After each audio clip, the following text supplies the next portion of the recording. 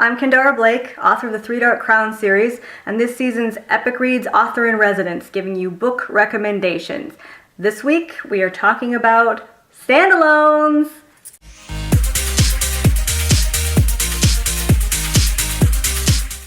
Sometimes you're just not up for starting a brand new series that could span on 7, 8, 9, 10 books of your life, maybe a decade. Sometimes you just want a contained story, just a fling. Not like a fling in like subject matter or depth, because these books will really stay with you, but like a fling just in time commitment.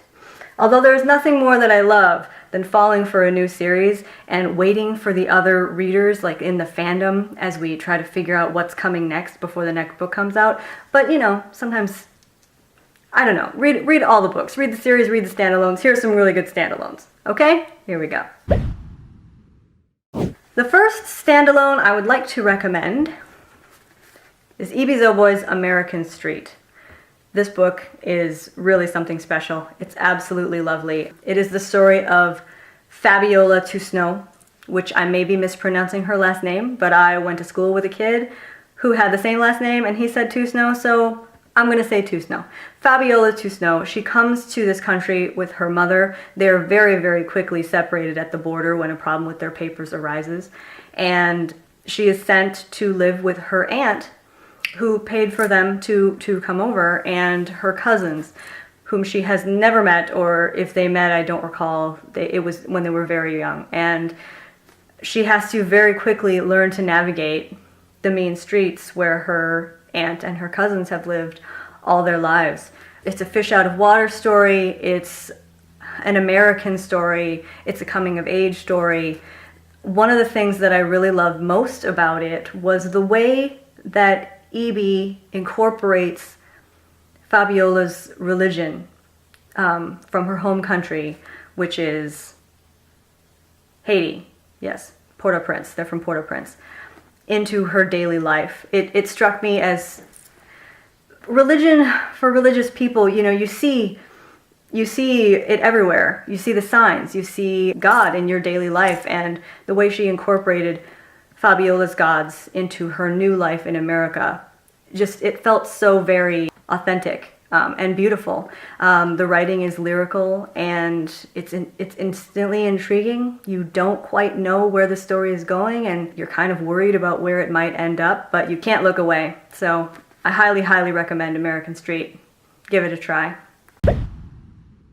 The next book is one of my absolute favorites. It's one of my, I can't even speak. It's The Boneless Mercies by April Genevieve Tahalki. I've read this book so many times. Disclosure, I am friends with April, so I've read this book in numerous different incarnations. I read the first draft, the second draft, the third draft, and finally this perfect, beautiful last draft. So basically what this is a gender-flipped Beowulf. I don't even need to say anymore. So Beowulf, for those of you who are unfamiliar with the epic poem, the Norse epic poem, is the story of a group of great warriors who have to go and slay a monster that is terrorizing this village. Like, it is just slaughtering everybody in this village. And they are summoned there because they are very glorious and they're the only ones who can slay it. The Boneless Mercies tells the story of a group of mercenary killing girls. In this world, men only want to do the killing that will bring them glory. So it is up to bands of primarily women to go around and do mercy killing. So killing of the sick, killing of the dying, killing of the wounded. And they're looked down for doing that, and they're tired of it. So they want to go grab a piece of the glory for themselves. So when they hear about this beast that is causing havoc in one of the northern villages, they decide, to heck with this mercy killing gig, we're gonna go get a piece of that. And they embark on this really epic quest, and on their way there they encounter all sorts of different threats and hazards, and their friendship deepens and changes. They've been together in this mercy killing business for quite some time, and it starts to, where are we gonna go from here? Are we gonna stay together forever? What does our future hold? And it's a really great band of females, and when you get to the part with the witches, just know that is my favorite part. The Boneless Mercies. If you've read Beowulf, go ahead, read this one right after. It's great. Alright, the third book I'm going to recommend is Lauren Oliver's Broken Things. Big Lauren Oliver fan.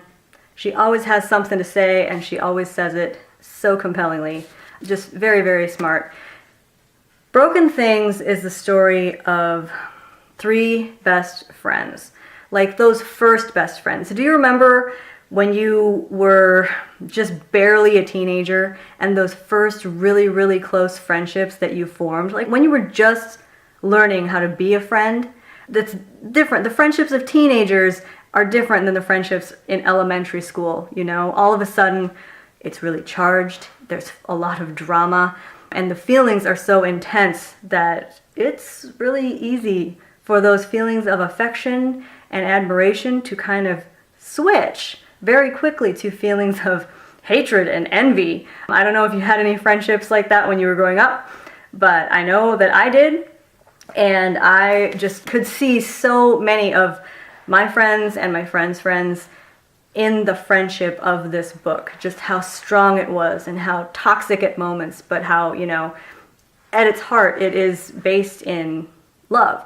So what happens in this book is three friends, and one of them is dead. Like one of them has been murdered, and everybody thinks that her two best friends, the two that remain, did it.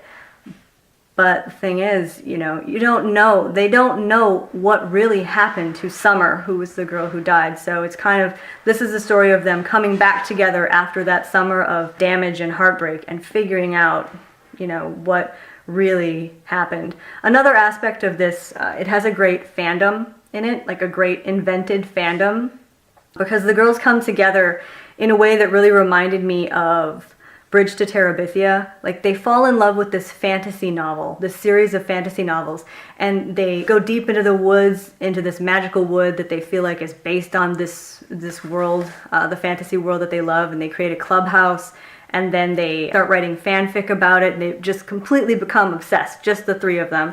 And also, I mean, I related to that too, just how insular you can be with other people in that fandom, and how fandom can really feel like another world. So I enjoyed so many aspects of this book, and also it's just a great twisty mystery. So Broken Things, pick it up. This is The Strange and Beautiful Sorrows of Ava Lavender. Beautiful cover, isn't it? It's just got this like kind of gold bronze embossed feather on it and this lovely blue. But beyond that, what's inside of it is even prettier, if that is possible. So this book is kind of a haunting family saga. Everybody in this family, going back generations upon generations, has had just terrible luck in love, and they're all a little bit magical. There's a little bit of magical realism in this, and Ava Lavender, who is the most recent member of this family line, she has a twin brother, Henry, who is mostly mute, and she was born with bird's wings. She has arms too, but also she has like bird's wings on her back. So right off the bat, you know, this is kind of a fantastical book. One of the things that I really loved about it was there is a woman, one of her ancestors, as she kind of looks back into the family history to see how it has come to be this, how she has come to be this winged creature, and what it means and what she is. There's a woman who's kind of magically gifted with baking, which not just goes straight to my heart. There's some of the best baking-related writing that I've ever encountered in this book, so perhaps right up on par with Marissa Meyer's Heartless book about the Queen of Hearts who loved to bake, and just, yeah, I really want a donut right now and some kind of tart. So maybe on your way home from the bookstore, swing through a bakery and just pick up something delectable so that you're prepared when you read this book. Fair warning, it's very dramatic, it's very lyrical, the writing is beautiful, but it's not a light read. It is dramatic, somewhat tragic, unsettling. If you like unsettling, like I do, I think you'll really enjoy this book. Sad and Wonderful Sorrows of Ava Lavender, Leslie Walton. Okay, switching gears, because I'm trying to pick a little bit of something for everyone. So we went from magical, dramatic, kind of a downer, but not really, still very, I don't know. But now we have Sarah Ennie's Tell Me Everything, which is just delightful. I don't watch the Gilmore Girls, but I've been told by other people who have read this book that the setting of this and kind of just the whole vibe of it reminds them of like a Californian Stars Hollow. So whatever that means to you, if that's good, I'm taking that it's that is good. Because I really love the setting. It felt very real. It did feel very Californian. And just, you know, all the characters seemed so well drawn. Like you really could walk into a bookstore and run into a bookstore owner like you meet in this one.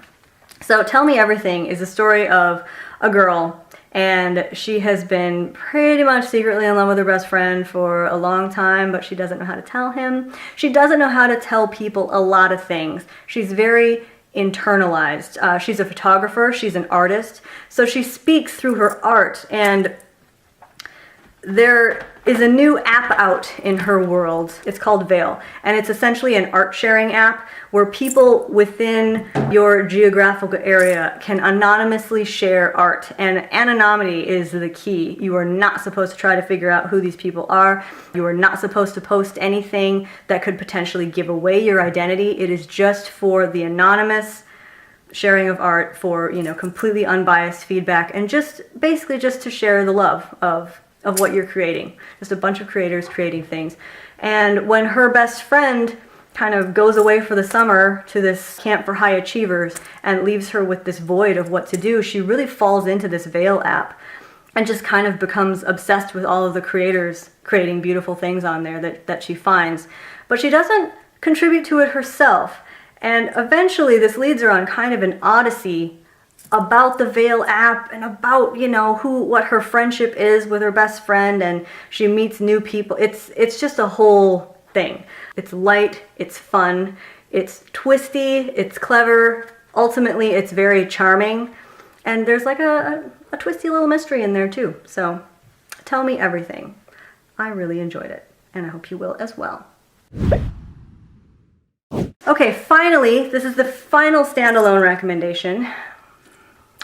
And this is a really good one. This is probably, it's one of my favorites from last year.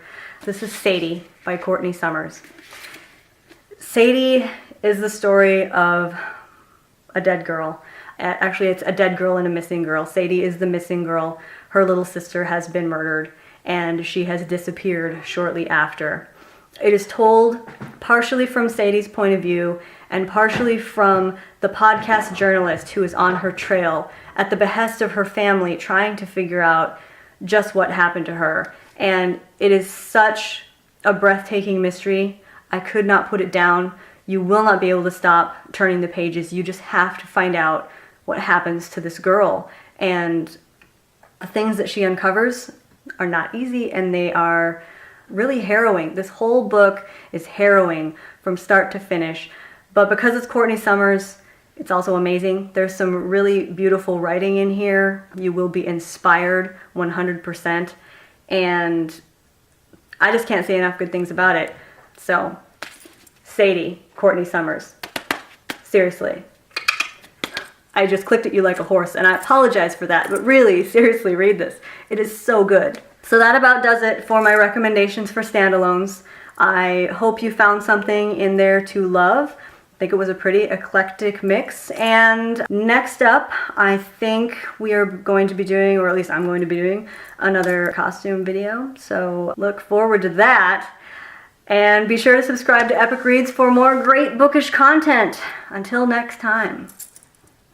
Hi, I'm Kendare Blake, author of the Three Dark Crowns series. Thank you so much for watching. For more videos, click here, and to subscribe to Epic Reads, click here.